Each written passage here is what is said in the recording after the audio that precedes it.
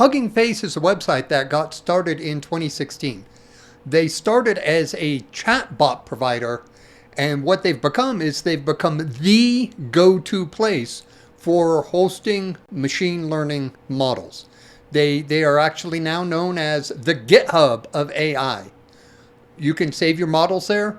You can run models there. So they're backed by some of the big dogs in the industry. They're backed by NVIDIA, Google, and Amazon. Okay, so here's the code that I used to run the model that produced that website. Notice here that the OpenAI Python library is being used. This required the setting up of a virtual environment. The client object here connects with the Hugging Face website through a secret token. Then this completion object is created by specifying a model, designating a role, and laying out the query. I take that output and I just unceremoniously dump it into a JSON format. So here's the output in all of its human readable glory.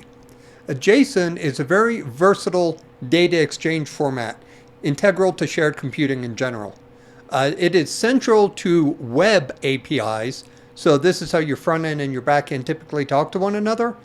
Also, APIs is how websites talk to third parties, library providers, advertisers, the FBI, other outfits like that. To convert back and forth to JSON, you usually need to encode and decode. Every programming language has built-in functions to do this, no problem whatsoever. As you can see, these processes produce a ton of what's called metadata.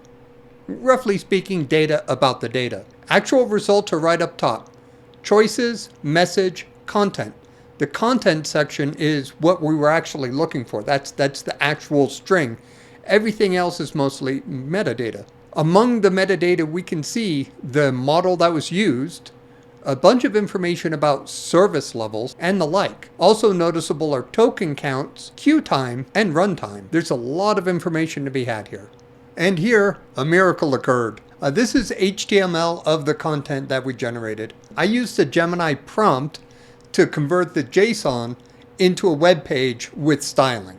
The Gemini prompt took the content and created a website with that content, and then I give me a generic professional background or something like that. So I used the Gemini prompt to convert the JSON into a web page with styling. A proper API would convert the JSON data into our desired shape without an expensive call to an AI.